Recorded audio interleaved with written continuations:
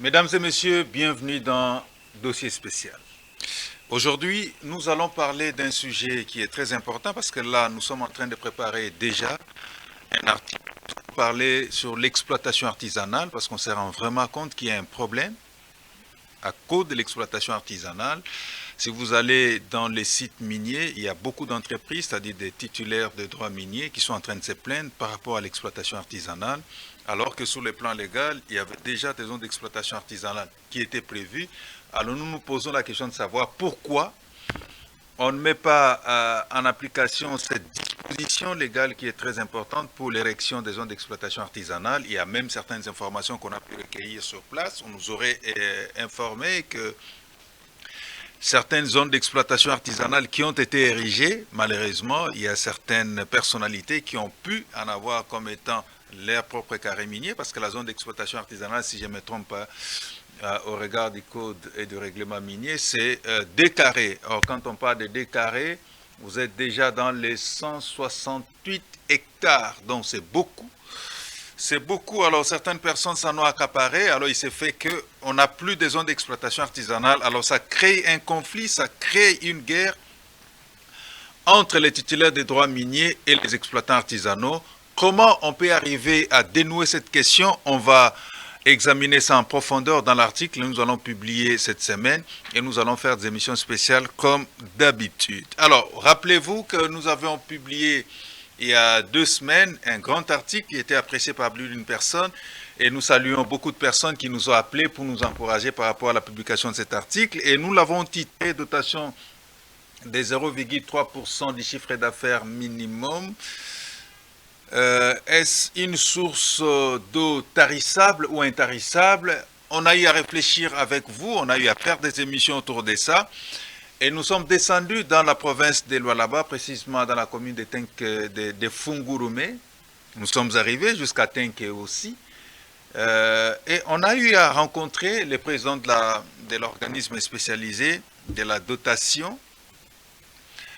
Il nous a ouvert son cœur, il a parlé avec nous.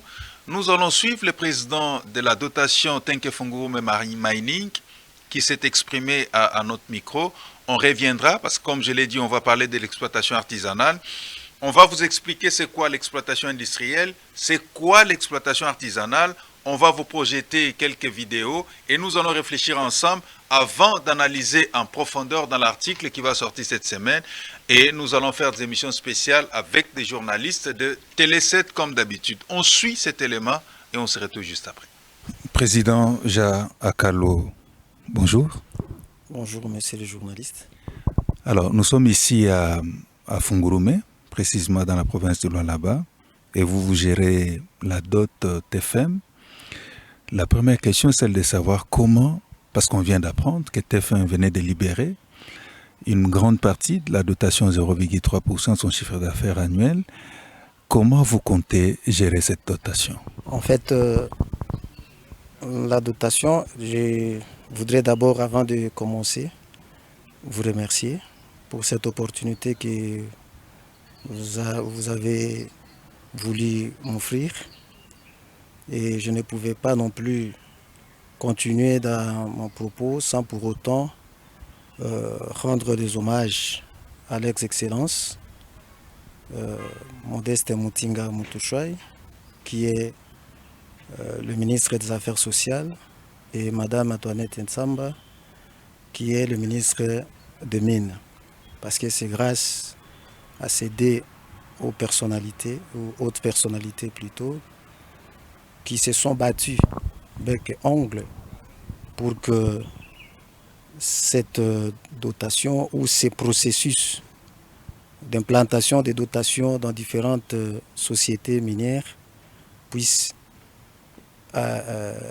être une réalité. Parce que comme vous le savez, le code minier a été signé ou promulgué depuis 2018, mais ce n'est qu'en 2022 que les dotations ont commencé à prendre corps. Et nous sommes parmi ces dotations qui ont pris aussi corps et nous sommes venus pour travailler auprès de la société TFM. Et de deux, je pense qu'en répondant à votre question, c'est vrai, TFM a mis une partie de la dotation à notre disposition. Au stade actuel, cette dotation ou ces fonds sont encore logés parce que nous devons attendre les orientations des autorités ou du comité de supervision quant à la gestion de ces fonds. Parce que si je parle des orientations, parce que TFM a eu à présenter un plaidoyer auprès de l'État congolais en ce qui concerne son cas particulier. Et ce cas particulier, c'est que TFM, dans son entendement, il a eu à constituer les 0,3% du chiffre d'affaires, de son chiffre d'affaires, qu'il a commencé à utiliser pour réaliser les projets au profit des communautés, au travers le fonds social communautaire. Et du fait déjà du fonctionnement de cette structure, TFM a utilisé cet argent et de 2018, ou soit depuis sa création, jusqu'à 2022, où il continuait à financer des projets. Alors, les moyens qu'il a mis à notre disposition, comme je viens de les dire, vont nous permettre, bien sûr, sur orientation du comité, lorsqu'il va statuer ces cas ici, qui est un cas particulier, nous serons fixés comment nous pouvons orienter cet argent. Alors, si on comprend bien, votre dot, c'est un peu la suite du fonds communautaire. Donc, vous êtes en train, en d'autres termes, de continuer ce que le fonds était en train de faire, en d'autres termes. Bon, nous, on ne dira pas que c'est une continuité parce que ce sont, je dirais, des structures différentes. Parce que l'autre, c'était une ASBEL, une fondation. Et nous sommes une structure de l'État dotée de la personnalité juridique. Et peut-être dans le principe de la complémentarité, parce que ce qui a été fait par le Fonds social, il y a des projets qui sont en cours d'exécution. Ces projets-là ont reçu des moyens. Et on ne peut pas jeter ces moyens comme ça en pâture en laissant ces projets inachevés. C'est pourquoi les autorités sont en train de voir, le voies de Mohamed, de voir comment la dotation peut continuer et finir ces projets afin de commencer de nouveaux projets. Ouais. Alors maintenant que on a bien compris que vous avez un peu de moyens pour vous aider à opérationnaliser certains travaux, certaines infrastructures au profit des communautés locales.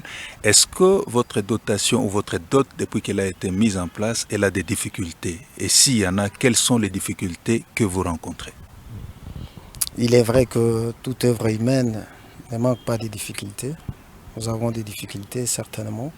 Parce que quand vous voyez les dots pour lesquels nous avons été installés le même jour, aujourd'hui, il y a des dots qui lancent déjà des projets. Et en lançant ces projets, c'est qu'ils ont préparé avant de lancer. Parce qu'ils doivent respecter la loi de passation des marchés, tout ça, ça prend un peu du temps. Alors, et les autres dots sont en avance, mais nous sommes en train encore d'attendre que nous puissions faire la remise et reprise avec la fondation ou le fonds social de TFM.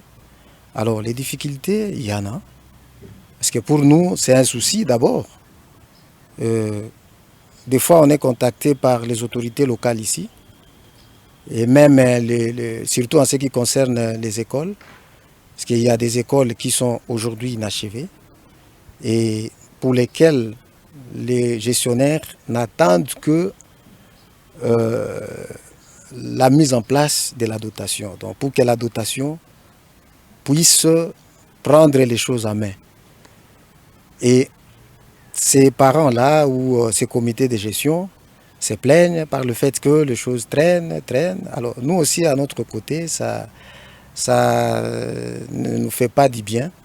Parce que lorsque des fois vous passez, on risque même de vous indexer. On dit voilà, c'est lui qui est en train de bloquer le processus, tout ça. Mais on essaye de gérer un peu.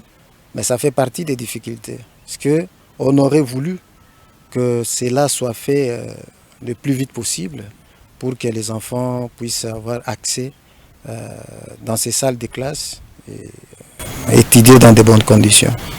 Alors, en tant que président de la DOT, vous êtes un peu l'espoir des communautés locales, parce qu'en vous voyant, vous allez gérer les fonds pour certaines infrastructures pour les bénéfices de ces communautés locales. Comme je l'ai dit, vous êtes un peu, vous faites l'espoir de ces communautés locales. En les regardant devant la caméra, est-ce que vous avez un message à leur lancer? Oui, le message ici est très clair. Pour que nous puissions réussir dans ce que nous faisons, nous devons être accompagnés par cette communauté. Parce que c'est elle le bénéficiaire. Elle doit nous suivre de pas à pas. C'est leur argent que nous allons mettre à leur profit. Et ils doivent nous accompagner. S'il y a des propositions à faire, nous sommes disposés à les écouter. Mais ce qui est vrai que l'objectif ici, comme nous a instruit leurs excellences, ministre des Mines et son homologue des Affaires sociales, j'ai cité Madame Antoinette Ntsamba et Monsieur Modeste Mutinga, et que nous puissions réellement faire des choses qui doivent obéir à la vision du chef de l'État. Parce que faire autre chose, ça serait un crime. Donc nous devons respecter les documents qui sont à notre possession, entre autres le manuel de procédure, le code minier, la loi sur la passation des marchés et autres, pour que nous puissions faire des choses telles qu'elles nous recommandent les lois de la République démocratique du Congo. Merci beaucoup, Président. C'est moi qui vous remercie, messieurs les journalistes, mais je ne peux clore mon propos sans pour autant rendre vraiment hommage à leurs excellences que j'ai citées et je continuerai toujours à citer. Son Excellence, Monsieur le ministre des Affaires sociales, Son Excellence, Madame le ministre des Mines, et je n'oublierai pas non plus citer Madame la directrice du Fonds national de promotion et de services sociaux, qui a cru en moi et il a proposé à ce que je sois désigné comme membre de cette dotation. Je lui dois toute ma reconnaissance et là où elle est, que Dieu la bénisse, que Dieu bénisse toutes les autorités, que Dieu bénisse le président de la République démocratique du Congo, et que notre dotation, avec tous les membres qui m'accompagnent, que nous puissions gérer cette dotation en bon père de famille. Pour que cette communauté, même si nous ne sommes pas là, qu'ils sachent au moins qu'il y a eu une équipe qui est considérée comme une équipe pionnière, qui est passée par ici, et elle a laissé les empreintes. Merci beaucoup. Merci beaucoup, Monsieur Jean Bedel. C'est lui qui est le président de la DOT TFM. Comme vous le savez, à côté de chaque entreprise minière, il y a une DOT. Et là, nous sommes arrivés à Tenke Fungurume Mining. Et là, où on a réalisé cette interview, c'était dans la concession qu'on appelle communément Camp de TFM. Et là, c'est dans la commune de Fungurume. On a été là, on a échangé, on a fait beaucoup de tours. Je crois que on va vous présenter progressivement les différents éléments qu'on a eu à réaliser sur terrain. Alors, je vous ai dit que nous allons nous allons parler de l'exploitation artisanale, mais bien avant de parler de l'exploitation artisanale, si vous lisez dans les codes miniers, allez-y, là on donne les différentes définitions au point 20 et au point 21, vous allez trouver qu'on parle de l'exploitation et de l'exploitation artisanale. Alors, quand on parle de l'exploitation industrielle, elle est différente de l'exploitation artisanale parce que les méthodes sont différentes. Dans l'exploitation industrielle, vous comprenez que nous allons utiliser des méthodes industrielles, mais contrastées à l'exploitation artisanale où vous allez utiliser rien que les méthodes artisanales. pas industriel, c'est interdit au regard de la loi. Alors, quand on parle de l'exploitation, il faut mettre en tête qu'il y a des éléments indispensables. Exploitation industrielle. Premier élément, donc vous allez extraire des substances minérales quand on fait l'exploitation industrielle. Deuxième opération, opération ou activité si vous voulez, vous allez procéder au traitement de ces substances minérales. On extrait, on procède au traitement des substances minérales. Et troisième activité, vous allez utiliser ces substances minérales. Et la toute dernière activité que vous allez réaliser en faisant l'exploitation industrielle, vous allez commercialiser ces substances minérales. Et là, dans l'exploitation industrielle, comme vous le savez, le code est très clair et les règlements miniers très clairs. Quant à ceux, il n'y a que des personnes morales qui sont habilitées à faire l'exploitation industrielle. Pas des personnes physiques. J'insiste et c'est important parce que là, ce sont là les éléments de fond qui créent la différence entre l'exploitation industrielle et l'exploitation artisanale. Donc j'ai dit, dans l'exploitation industrielle, vous allez, primo, procéder à l'extraction des substances minérales. Deuxièmement, vous allez procéder au traitement de ces substances dans les gisements où vous avez exploité. Troisièmement, vous allez utiliser ces substances à votre guise. Et quatrièmement, vous allez commercialiser ces substances avec des méthodes industrielles. Autre élément, c'est que vous devez être personne morale, pas personne physique. C'est-à-dire ici, quand je parle de personne morale, vous devez être une entreprise. Et au regard du code minier, on les appelle des titulaires des droits miniers. Contrairement à l'autre exploitation dont nous allons faire allusion aujourd'hui, dans l'exploitation artisanale, par contre, là, vous allez aussi exercer un certain nombre d'activités, mais en utilisant des méthodes artisanales. Vous allez voir ça un tout petit peu en image. Et ici, vous allez extraire les substances avec des méthodes artisanales et vous allez concentrer ces substances selon les méthodes artisanales. Donc, il faut utiliser des méthodes artisanales. Parce que, on doit se le dire, même dans l'article, je serai très clair. Moi, je l'ai toujours dit, ici, je ne suis ni du côté de la société civile, je ne suis ni du côté des entreprises, je ne suis ni du côté de l'administration minière, je ne suis du côté des personnes. Moi, je suis du côté de la loi. Et la loi dont il est question, c'est les codes miniers dont nous tous nous sommes soumis. Et à côté, il y a des mesures d'application, c'est-à-dire les règlements miniers. Donc moi, je suis de ces côtés-là. Et ce que le code dit, c'est vrai, à un certain moment, ce que le code dit, dans la pratique, il y a beaucoup de choses qui se font, qui sont contraires à ce qui sont prévus. Mais nous sommes appelés, société civile, administration minière, entreprise minière, et nous autres experts, nous sommes appelés à travailler pour que c'est que la volonté du législateur soit vraiment traduite en application sur terrain. Ça, c'est ce qui est important. Et si aujourd'hui nous allons parler de l'exploitation artisanale, parce que nous avons vu des choses qui nous ont vraiment laissés perplexes, et nous nous sommes dit, mais est-ce qu'on peut continuer dans cette allure? J'ai dit non, on ne peut pas continuer. Les choses doivent changer et nous nous battons pour que les choses changent. C'est la moindre des choses que nous pouvons faire, mes amis. Nous sommes appelés à tout faire pour que les choses changent. Parce que si les choses ne changent pas, ça ne sert à rien. Ça ne sert à rien. On va commencer à parler français matin, midi, soir, mais si on ne travaille pas pour que les choses changent, ça ne sert à rien.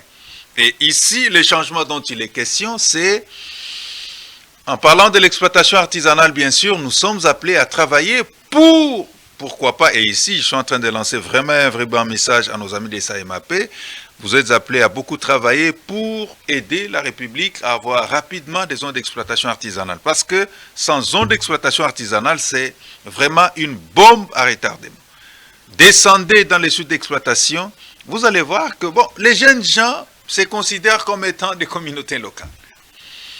Et ils vivent dans une contrée où il y a des minéraux. Ils sont sans activité. Et ils voient des engins en train de passer matin, midi, soir.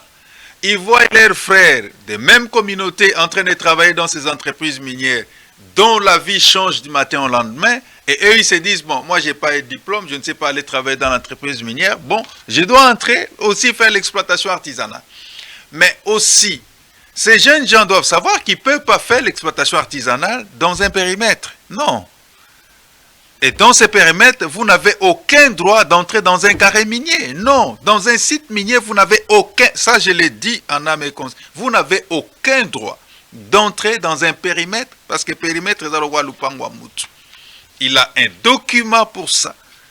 Déjà, le fait d'avoir les certificats d'exploitation et les titres miniers, c'est déjà des documents, des bases qui donnent aux titulaires des droits miniers la possibilité et la jouissance totale de son périmètre. Donc vous ne pouvez pas, même si vous êtes autochtone, même si vous êtes fils du coin, même si vous êtes je ne sais qui, vous ne pouvez pas vous permettre de vous réveiller un bon matin et d'entrer dans son périmètre. C'est strictement interdit. Voilà pourquoi le législateur a pensé à toutes ces personnes-là et on a érigé à côté des périmètres dont le titulaire a son titre, a son certificat à la fois de recherche et d'exploitation, on a érigé les zones d'exploitation artisanale. Ce sont des solutions prévues dans les codes miniers et dont le règlement minier a donné un certain nombre d'éléments.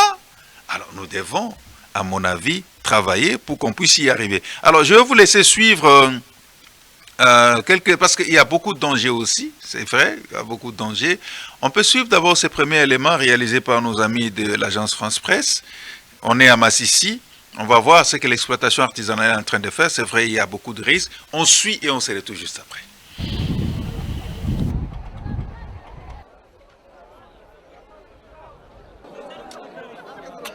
C'est sable. Bon, c'est le sable qu'on est en train d'extraire des trous. Et dans ce sable, il y a des minéraux qu'on appelle le manganèse et le coltan, ici chez nous à Massissi. Bon, c'est une dizaine de personnes. Je ne peux pas affirmer le chiffre exact. Suite aux éboulements du trou là où on fait quitter les minéraux. Les groupes qui se trouvent en dehors de notre trou, puisqu'il y a le danger là-dedans. Il y a une vendrateur qui va nous aider à faire quitter les gaz qui se trouvent là-dedans.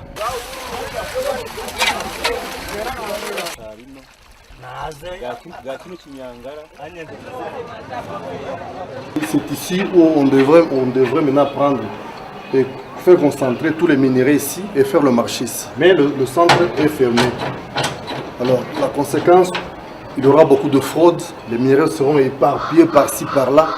Même moyen de contrôler, nous serons en difficulté de contrôler le tout. Alors, Benoît, pouvez rester juste en termes d'illustration pendant qu'on sera en train de commenter les images, juste nous montrer quelques images d'illustration. Alors là, nous sommes en train de suivre comment l'exploitation artisanale est en train de se faire. C'est vrai, ce n'est pas facile. Tous les jeunes gens que vous êtes en train de voir sont en train de faire l'exploitation artisanale. Si dans certains coins, l'exploitation artisanale est ordonnée, mais dans d'autres coins de la République, ça pose encore problème. Parce que vous allez vous rendre compte qu'il n'existait pas de zone d'exploitation artisanale. Et comme il n'y a pas de zone d'exploitation artisanale, ça pose, j'ai dit, énormément de problèmes sur terrain. Les titulaires des droits miniers se plaignent parce que si vous allez dans certains coins, vous allez vous rendre compte que chaque jour, j'ai dit au moins chaque jour, la plupart des jeunes gens qui font l'exploitation artisanale sont arrêtés. Les substances minérales qu'ils ont exploitées frauduleusement dans les périmètres miniers sont saisies. Même les motos qu'ils ont utilisées pour leur permettre de transporter les substances qu'ils ont extraites frauduleusement sont saisies. Alors, nous sommes dans une position où, si les autorités du pays ne font pas attention, il y aura toujours, je vous dis, des tensions, alors des tensions. Moi, je suis de ceux qui pensent, au-delà de l'encadrement que le SAEMAP est en train de faire par rapport à l'exploitation artisanale, je pense que le plus important, c'est de travailler pour, pourquoi pas, qu'on puisse ériger à travers la République, surtout dans les sites miniers, qu'on puisse ériger des zones d'exploitation artisanale. Et aussi, quand on érige une zone d'exploitation artisanale, mais qu'on laisse effectivement cette zone d'exploitation artisanale, que ça reste effectivement une zone d'exploitation artisanale, que ça ne soit pas lorgné par à la fois certains titulaires des droits miniers, qui pensent que, bon, il n'y a que eux qui ont la possibilité d'exploiter, et non les jeunes gens autochtones que vous êtes en train de voir en image. Parce que l'exploitation artisanale n'est pas mauvaise en soi, mais ça demande un certain encadrement.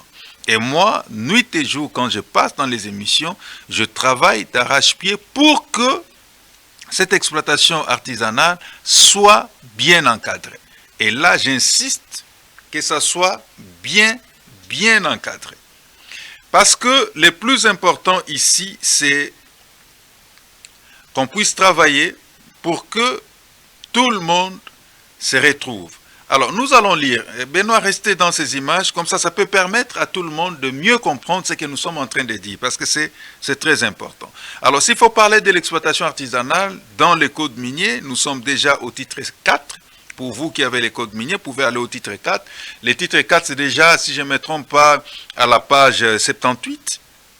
Là, on nous parle de l'exploitation artisanale proprement dite. Et j'aimerais qu'on puisse lire ensemble l'article 109 du Code minier où on parle de l'institution d'une zone d'exploitation artisanale. Et je suis en train d'insister sur ça. Et dans notre article, nous allons vraiment marteler, nous allons faire une grande sensibilisation, une large sensibilisation autour de cette problématique. Parce que si on ne veille pas sur ça, je vous dis, à tout moment, vous allez avoir des tensions à travers la République et ce n'est pas bon. C'est ni la volonté des autorités de la République, ce n'est ni la volonté de l'administration minière, ce n'est ni la volonté des personnes. Mais c'est juste une question qu'il faut gérer et régler. Moi, je suis totalement d'accord avec les titulaires des droits miniers qui protègent leur périmètre parce qu'ils ont des documents des droits sur ça. Je suis totalement d'accord. Aucun propriétaire ne peut permettre à ce que quelqu'un d'autre puisse entrer dans sa propriété et faire de n'importe quoi. Je suis totalement d'accord avec les entreprises minières. Mais aussi, il faut comprendre ces jeunes gens qui font l'exploitation artisanale. Vous ne leur avez pas érigé une zone d'exploitation artisanale. Où voulez-vous qu'ils aillent? Alors, la seule solution qu'on peut leur accorder, c'est l'érection d'une zone d'exploitation artisanale. Et l'article 109 est clair. L'article 109 nous dit ceci. Lorsque les facteurs techniques et économiques qui caractérisent certains gîtes de substances minérales classées en mine ou carré ne permettent pas d'en assurer une exploitation industrielle ou semi-industrielle, mais permettent une exploitation artisanale, de tels gîtes sont érigés dans les limites d'une aire géographique couvrant maximum 2 carrés en zone d'exploitation artisanale. Ils ont l'air 2 carrés. Alors, on y va. L'institution d'une zone d'exploitation artisanale est faite par voie d'arrêté du ministre après avis de l'organisme spécialisé de recherche du gouverneur des provinces, du chef de division provinciale des mines, de l'autorité de l'entité territoriale décentralisée et du cadastre minier. Donc ici, je suis vraiment en train de sensibiliser ces différentes autorités dont c'est-à-dire nos amis de l'organisme spécialisé, les gouverneurs des provinces, dans toutes les provinces où il y a ces problèmes de l'exploitation artisanale, gouverneur des provinces, je parle ici des chefs de division provinciale, je parle de l'autorité de l'entité territoriale, ça peut être, je ne sais pas, bourgmestre ou qui, et on peut parler également du cadastre minier, parce que le cadastre minier a des sécurités un tout petit peu partout à travers la République. Vous avez cette responsabilité de commencer à réfléchir pour instituer des zones d'exploitation artisanale là où les problèmes se posent. Alors, on nous dit ceci toujours dans l'article 109 alinéa 3. Un périmètre minier ou des carrières faisant l'objet d'un titre minier ou des carrières en cours de validité ne peut être transformé en zone d'exploitation artisanale. Un tel périmètre est expressément exclu des zones d'exploitation artisanale instituées conformément aux dispositions de ces chapitres. C'est tout à fait normal. Alinéa 4. L'institution d'une zone d'exploitation artisanale est notifiée par le secrétaire général aux mines au SAEMAP pour l'encadrement et l'assistance des exploitants artisanaux tels que vous êtes en train de les voir là. En principe, ils doivent être encadrés et assistés par les SAEMAP. Ces exploitants doivent être affiliés à une coopérative minière agréée et au cadastre minier qui la porte sur la carte retombe minière. Tant qu'une zone d'exploitation artisanale existe, aucun titre minier ou de carrière ne peut y être octroyé. Est-ce que dans ces pays, les zones d'exploitation artisanale n'ont-elles pas existé? Mais où sont-elles parties, toutes ces zones d'exploitation artisanale? Parce qu'on nous dit, au regard de la loi, tant qu'une zone d'exploitation artisanale existe, aucun titre minier ne peut y être accordé. Aucun titre ne peut y être accordé. C'est-à-dire, on accorde les titres pour constater un droit minier. N'est-ce pas? Et dans les droits miniers, vous avez les permis de recherche, permis d'exploitation des petites mines et permis d'exploitation des rejets. Vous ne pouvez pas. Vous ne pouvez pas. Et l'alinéa 5, sur la base des données pertinentes sur la minéralisation et la gitologie d'une zone d'intérêt identifiée par l'organisme spécialisé de recherche, les SAEMAP peut requérir l'institution d'une zone d'exploitation artisanale. Toutefois, l'organisme spécialisé de recherche peut à tout moment procéder aux travaux de prospection. Et ici, l'organisme spécialisé dont il est question, c'est le Service national de géologie du Congo. C'est important, à tout moment, procéder aux travaux de prospection et de recherche des zones d'exploitation artisanale. Mes amis, on peut revenir sur les plateaux verts. Donc ici, je pense que je fais l'émission d'aujourd'hui pour sensibiliser. Parce que à chaque fois, avant de publier un article, on sensibilise toujours. Et je sensibilise sur cette question qui est pertinente, sur cette question qui est importante. Nous devons, en tant que République démocratique du Congo, que ce soit la société civile, que ce soit les entreprises minières, que ce soit l'administration minière, ici je mets d'abord de côté les entreprises minières. Je lance un message à la société civile, je lance un message à nos amis de l'administration minière. On doit protéger les entreprises minières qui viennent investir les capitaux frais dans notre pays. On doit les protéger. Ces messieurs-là qui viennent investir en tant que personnes morales méritent un soutien, méritent une protection. La protection doit être légale, c'est important. Et ces personnes-là, morales, ont besoin de garanties de la part de tout le monde. On doit les sécuriser. C'est vrai. Au regard du code, vous savez que moi je tape fort sur les entreprises. En ce qui concerne les obligations sociétales, je tape fort sur les obligations sociétales. Et les deux grandes obligations sociétales sur lesquelles je tape fort, c'est les cahiers des charges et la dotation 0,3%. Ça, ce sont les obligations sociétales sur lesquelles je suis vraiment en train de tabler fort, mais il faut mettre en tête qu'il y a également beaucoup d'obligations environnementales. J'ai beaucoup parlé sur les obligations environnementales et l'élément qui doit suivre, ça fera partie des obligations environnementales des entreprises. On y reviendra parce que ici, je suis en train de beaucoup insister, il faut beaucoup travailler avec le Comité national de la protection des rayonnements ionisants. Il faut beaucoup travailler avec ces comités, c'est très important. Lesquels comités ont la compétence et la qualité de nous aider à avoir des communautés qui vivent dans des conditions saines. Parce que les conséquences des rayonnements ionisants sont très néfastes et je vous prie d'aller lire l'article dont on a parlé de cette obligation environnementale qui est également importante. Donc, quand je parle des obligations sociétales, je ne badine pas. Je tape fort sur les entreprises. Mais à un certain moment, il faut également aider les entreprises. Il faut les aider. Comment voulez-vous une personne morale qui vient investir dans notre pays, qui respecte toutes les procédures légales, notamment l'appel d'offres, elle y a soumis à l'appel d'offres, n'est-ce pas? Sa candidature a été retenue. Il a présenté tous ses documents au niveau de la commission. Il a présenté tous ces documents au niveau des services spécialisés, n'est-ce pas? Pour l'instruction technique, pour l'instruction cadastrale et pour l'instruction environnementale. La direction technique a fait l'instruction technique, n'est-ce pas?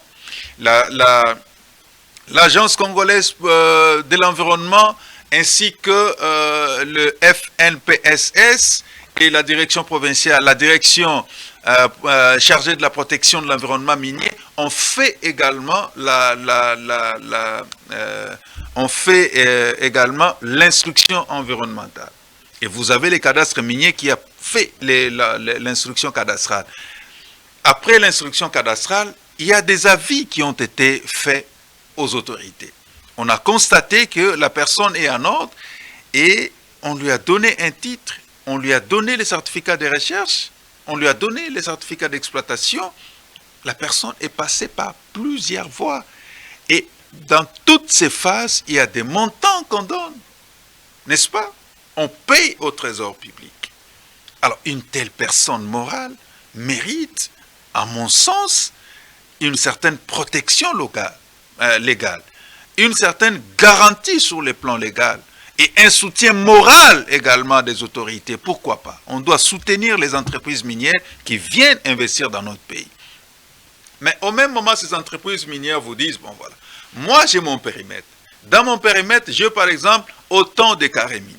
Mais je n'arrive pas à comprendre que dans mon périmètre, il y a des gens qui viennent entrer à mon insu. Non, je ne peux pas permettre ça. Je mettrai la main, j'arracherai tout ce qu'ils auront à exploiter frauduleusement dans mon périmètre et je vais les coffrer. Est-ce que cette personne morale a-t-elle raison ou elle a tort? À mon avis, je vous ai toujours dit, dossier spécial, c'est l'émission qui est du côté de la loi. Et moi, c'est ma spécialité, la législation minière. Je vous dis, cette personne morale a totalement raison parce qu'il a un titre. Mais au même moment, nous devons réfléchir sur le plan social. Socialement, il y a des jeunes Congolais qui sont autochtones, qui vivent dans les sites miniers. Par exemple, si vous allez dans la ville de Kolwezi, il y a cohabitation entre les sites miniers et la population. Si vous descendez, par exemple, dans la commune de Fungurume, il y a cohabitation entre les sites miniers et la communauté locale. Les jeunes gens se disent, bon, voilà, nous, on n'a rien à faire. Qu'est-ce que nous pouvons faire alors que les sites sont sur les sols de nos ancêtres? Est-ce qu'on doit permettre à ces jeunes gens d'entrer frauduleusement? J'ai dit non. La responsabilité ici n'incombe pas à ces jeunes gens qui vont entrer frauduleusement dans les entreprises. Le problème, c'est au niveau de l'administration minière qui doit maintenant mettre en branle, et ici je suis en train de dire en tant qu'expert, l'administration minière doit mettre en branle ce que dit le code minier pour faciliter la tâche au titulaire des droits miniers, n'est-ce pas, de jouir de son droit, et pour aider les communautés au même moment à jouir également de leurs droits en tant que communauté locale, bénéficiaires également de certains dividendes qui seront issus de l'exploitation sur leur site. Et ici, l'article 109 donne la responsabilité à un certain nombre d'autorités. On parle de l'organisme spécialisé, n'est-ce pas? Dans l'article 109, s'il faut instituer une zone d'exploitation artisanale, alinéa D, on dit cette institution se fait par voie d'arrêté ministériel, n'est-ce pas? Ici, c'est l'autorité compétente, le ministre des Mines. Et le ministre des Mines, ou madame la ministre des Mines, si vous voulez, ne peut pas prendre cet arrêté sans avis. Et l'avis proviendra de 1. L'organisme spécialisé. Et ici, je lance un message vibrant. L'organisme spécialisé, tous les experts qui me suivent sont des amis. Je vous salue. Au niveau du service national de géologie du Congo, vous avez la responsabilité. Parce que Si on lit très bien l'article 109, plus loin, la responsabilité première incombe vraiment au Service national de géologie du Congo. C'est un service important. L'organisme spécialisé doit donner son avis. Deuxièmement, on dit, monsieur ou madame, les gouverneurs des provinces doivent également donner leur avis. Et troisièmement, les chefs de division provinciale des mines doivent donner également son avis. Troisièmement, l'autorité de l'entité décentralisée doit donner son avis et les cadastres miniers doivent donner l'avis. Maintenant, posons-nous la question. Dans les zones où il n'y a pas de ZEA, c'est-à-dire des zones d'exploitation artisanale, la faute incombe à qui? Est-ce à ces jeunes gens qui vont faire l'exploitation de façon frauduleuse ou aux autorités qui jusque-là n'ont pas encore activé ce que dit les codes?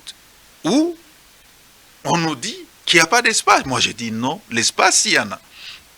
Pourquoi? Parce que l'article toujours 3 alinéa 6, si je ne me trompe pas, sur la base des données pertinentes sur la minéralisation et la gitologie d'une zone d'intérêt identifiée par l'organisme spécialisé, les SAEMAP peut requérir l'institution d'une zone d'exploitation artisanale. Donc vous comprenez ici, c'est plus l'administration minière qui a la responsabilité de nous aider à résoudre rapidement ce problème. L'article est en train de venir et moi je lance déjà un message à l'administration minière. Aidez-nous s'il vous plaît à avoir des zones d'exploitation artisanale. Ça va apaiser tout le monde. Et ici, si et seulement si l'organisme spécialisé a des moyens, sur la base des éléments pertinents, par exemple des minéralisations, on va en parler, des gitologies, on va en parler. Alors, donner la possibilité au SAEMAP de requérir l'institution d'une zone d'exploitation artisanale. C'est important. Et pour moi, à mon humble avis, ça urge. Nous sommes appelés à travailler ensemble pour permettre, réalisation, pouvez nous proposer juste quelques extraits de la vidéo en illustration, permettre à toutes ces personnes que vous êtes en train de voir en image de faire l'exploitation dans les EA. Benoît, illustrez-nous juste les images dont on venait de voir. Vous comprenez? On a besoin que toutes ces personnes qui font l'exploitation artisanale puissent faire cette exploitation artisanale dans leur propre zone, encadrés par les SAEMAP. Ils sont membres des coopératives et ils travaillent, ils prennent leurs minerais, ils vont vendre au niveau de... Ils vont déposer au niveau de leur coopérative où ils sont membres et la coopérative jouera ses rôles d'écouler sur les marchés. C'est vrai, les codes. Benoît, il n'y a pas cette illustration? On peut juste suivre en illustration. Donc, c'est pour dire que nous avons, nous tous, l'obligation de travailler pour permettre à tout le monde d'être à l'aise. Et nous travaillons également pour sensibiliser. Et au niveau de la sensibilisation, nous sensibilisons plus l'administration minière. Parce qu'ici, c'est vrai, il y aura un avis du gouverneur qui est l'autorité de la province, qui doit également donner un avis en tant qu'autorité, le chef de division provinciale qui doit également donner un avis, parce que c'est lui qui est le patron au niveau provincial de tout ce qui est matière minière. Vous devez également avoir l'avis de l'organisme spécialisé, parce que c'est eux qui sont des recherches. Et si nous allons un peu plus loin, vous allez comprendre pourquoi.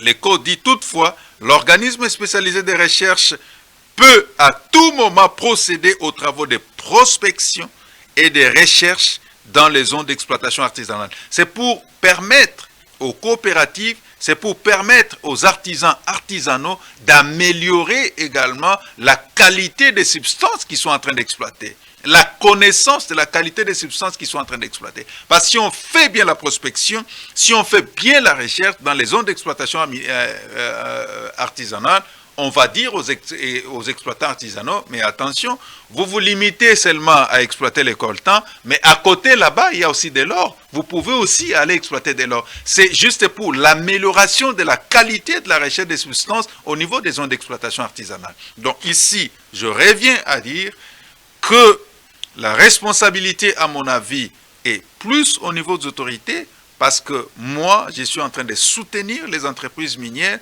qui ont leur titre, qui ont leur certificat et qui travaillent également pour soutenir le budget national. Il faut les appuyer. C'est important. En parlant de l'exploitation artisanale, il faut les appuyer.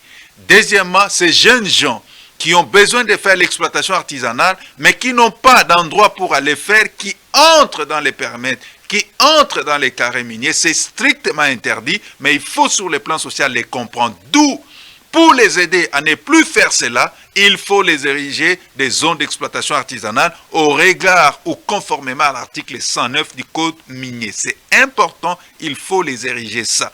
Et ici, j'ai déjà cité les responsables qui doivent donner un avis au ministre des Mines. C'est seulement après avoir donné cet avis que l'autorité va prendre un arrêté. Mais sans avis, c'est difficile. Et aussi, on nous fait comprendre que les SAEMAP, après que le secrétaire général l'ait notifié de l'institution d'une zone d'exploitation artisanale, les SAEMAP va maintenant entrer en danse pour l'encadrement de ces exploitants artisanaux. Donc, c'est pour dire que tout le monde a la responsabilité et tout le monde est maintenant appelé à agir pour permettre, pourquoi pas, aux entreprises minières d'évoluer ici en République démocratique du Congo dans de très bonnes conditions et travailler comme il se doit. Alors, on va chuter. Donc, j'ai dit, au niveau des responsabilités sociétales, on a beaucoup parlé des cahiers des charges, on a beaucoup parlé de la dotation 0,3%, ce qui est une très bonne chose. Et on a même listé un certain nombre d'éléments par rapport au cahier des charges. Et parlant de la dotation 0,3%, on a même indiqué un certain nombre de choses. Mais ici, quand on s'est posé la question de savoir est-ce que c'est une source tarissable ou intarissable, on a dit que c'est une source tarissable. Tout simplement, si vous lisez les manuels des procédures au point 2, et on va vous dire très clairement que bon, la dotation 0,3% de chiffre d'affaires minimum prend fin lorsque le projet minier prend fin. Donc, en quelque sorte, c'est une source d'eau tarissable et nous sommes appelés à réfléchir autrement pour la pérennisation de cette dotation-là et réfléchir également dans la mesure de permettre à ces communautés, au regard des infrastructures qui sont érigées, que ce soit vraiment des infrastructures modernes, des infrastructures de qualité, telles qu'on a vu à Tenke-Fungurume Mining, et nous leur lançons un coup de chapeau. Alors, il y a une autre responsabilité qui est environnementale, il y a des maladies, il y a beaucoup de choses, et nous sommes appelés à travailler avec le Comité national de protection des rayonnements contre les rayonnements ionisants, c'est important. On suit cette vidéo, c'est pour juste nous interpeller, et on va rentrer sur ces plateaux pour chuter.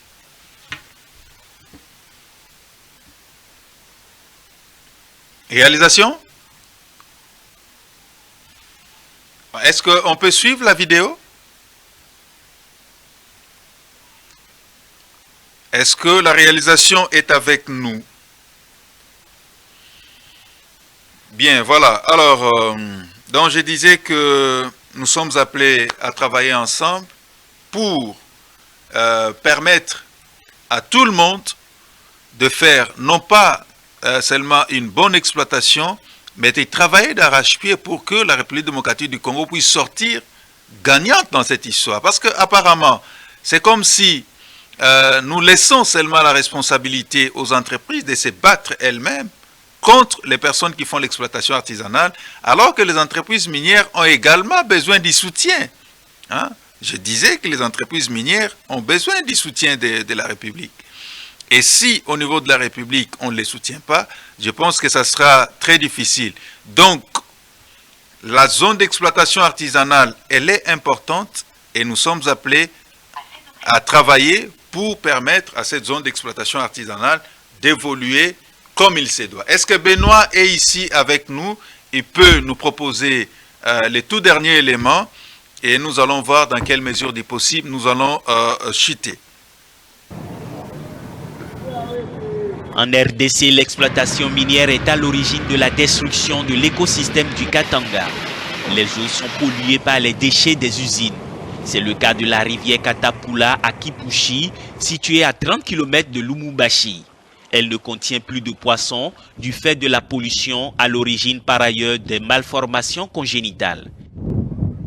où nous avons étudié la contamination humaine par les éléments transmétalliques qui proviennent de l'industrie minière et métallurgique. Et nous avons constaté que les gens qui vivent tout près des activités minières industrielles, principalement ceux qui sont situés à moins de 3 km, sont les plus concernés. Ils ont des concentrations très élevées de métaux toxiques dans leur organisme.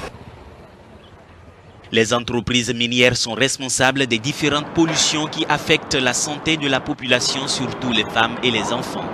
La destruction des champs, de la vie aquatique, de la biodiversité est une réalité. Les autorités sanitaires dénoncent un taux élevé de malformations congénitales et cérébrales, entre autres. Voilà, donc là, c'est également une autre responsabilité, mais c'est plutôt une responsabilité environnementale. On va y revenir avec beaucoup de détails dans les prochaines émissions, mais aujourd'hui, retenez que l'exploitation artisanale n'est pas du tout une mauvaise chose en soi, mais ça demande un encadrement. L'encadrement doit être à la fois technique par les SAIMAP et l'encadrement doit être légal. C'est que les codes miniers disent, nous devons mettre ça à la disposition de ces jeunes gens qui font l'exploitation artisanale. Ce ne sont pas des sorciers, ce sont des Congolais qui sont à la recherche également du bien-être et nous sommes appelés à travailler d'arrache-pied pour les aider également à trouver ce bien-être, mais au niveau d'un très bon encadrement. Il faut vraiment qu'il y ait un bon encadrement et ça permettra à tout le monde de sortir gagnant. Mais aujourd'hui, je suis vraiment en train d'interpeller l'administration minière. C'est là que incombe la responsabilité, qu'on laisse un peu les entreprises minières tranquilles et calmes et qu'on ne les vilipende pas trop. Parce qu'ils sont en train de protéger leurs titres, ce qui est tout à fait normal. Vous ne pouvez pas permettre, dans votre permettre que n'importe qui puisse entrer et faire n'importe quoi. Non, je suis totalement d'accord avec. Mais maintenant, il ne faut pas réfléchir, il faut mettre en application ce que dit les codes.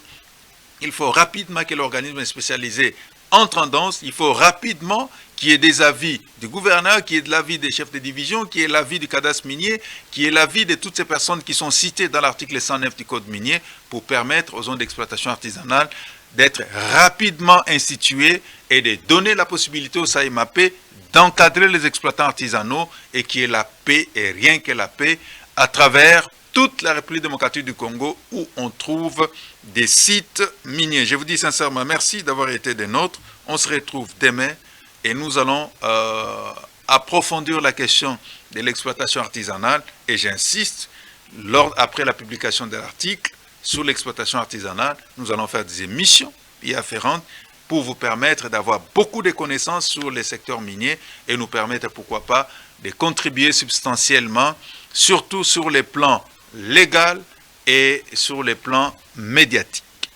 Beaucoup de personnes veulent nous contacter pour, pourquoi pas, donner également leur avis dans l'émission. Le numéro est là. Vous pouvez toutefois nous appeler et nous allons garder contact. Merci de nous avoir suivis. On se retrouve demain. Bye et à demain.